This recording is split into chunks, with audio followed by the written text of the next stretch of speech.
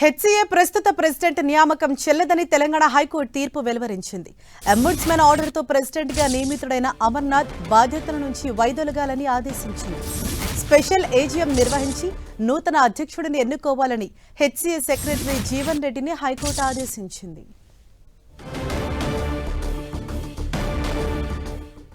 HCA అధ్యక్షుడి నియామకం చెల్లదు కాబట్టి తక్షణమే అమర్నాథ్ను బాధ్యతల నుంచి తొలగించాలని హైకోర్టు కీలక ఉత్తర్వులు వెలువరించింది.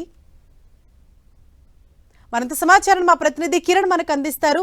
కిరణ్, హరీష, హెచ్సీఏ ప్రస్తుత ప్రెసిడెంట్ నియామకం చెల్లదంటూ హైకోర్టు సంచలన తీర్పు వెలువరించింది. అంబుడ్స్మన్ ఆర్డర్ తో అమర్నాథ్ అనే వ్యక్తి హెచ్సీఏలో ప్రెసిడెంట్ గా నియమికమన్నది ఒక వ్యక్తి హైకోర్టును ఆశ్రయించారు. ఈ నేపథ్యంలో ఇక అతడి పిటిషన్ సంబంధించి కూడా వాదన విన్న తర్వాత హెచ్సీఏ అంటే క్రికెట్ భవిష్యత్తుకు సంబంధించి కావచ్చు, క్రికెట్ క్రీడాకారులను తీర్చే అంశానికి సంబంధించి హైదరాబాద్ క్రికెట్ అసోసియేషన్కి చాలా పేరు పనుంది. కానీ ఏకపక్షంగా ఒక అంబుడ్స్మన్ ఆర్డర్ తో ప్రెసిడెంట్ నియామకం సంబంధించి కూడా చెల్లదంటూ పేర్కొనిచ్చింది. దీనికి సంబంధించి వెంటనే స్పెషల్ ఏజీఎం సంబంధించి ఒక మీటింగ్ నిర్వహించి వెంటనే నూతన అధ్యక్షుని నియమించాలంటూ కూడా సెక్రటరీ జీవన్ రెడ్డికి తెలంగాణ హైకోర్టు ఆదేశాలు జారీ చేసినట్టుగా చెప్పుకోవచ్చు. ప్రస్తుతానికైతే దీనికి సంబంధించి కొంత పూర్తి స్థాయిలో ఆర్డర్ కాపీ వచ్చిన తర్వాత కూడా అంటే ఏ బేసిక్ గా హైకోర్టు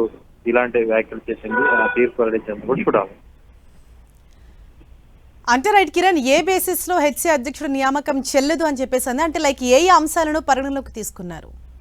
వాస్తవానికి హెచ్సీ సంబంధించి కూడా సభ్యుల అంటే వాళ్ళకి సంబంధించి కావచ్చు ఓట్ల ఆధారంగా కూడా నియామకం ప్రక్రియ సాగాల్సి ఉంటుంది. కానీ అవినీతి ఆరోపణలు ఎప్పటి నుంచో ఎదుర్కొంటున్న హెచ్సీకి సంబంధించి కూడా ఇటీవల కాలంలో కొంతమంది అభ్యర్థులకు సంబంధించిన ఎంపిక కావచ్చు, ఇతర అంశాలకు సంబంధించి కూడా కొంత అంటే శాస్త్రీయబద్ధంగా సాగలేదనేది ముఖ్యంగా కొంతమంది వాదన. అందుకు సంబంధించి అంబుడ్స్మన్ అనే వ్యక్తి కేవలం ఏదైనా ఒక సొసైటీకి సంబంధించి కావచ్చు అందులో కొంత దాన్ని పారదర్శకంగా నడిపించేందుకు అతని పాత్ర ఉంటుంది. కానీ డైరెక్ట్ గా ఒక ప్రెసిడెంట్ ని ఆయన ఆర్డర్ తో ఎలా నియమిస్తారంటూ కూడా హైకోర్టు వ్యాఖ్యానించింది.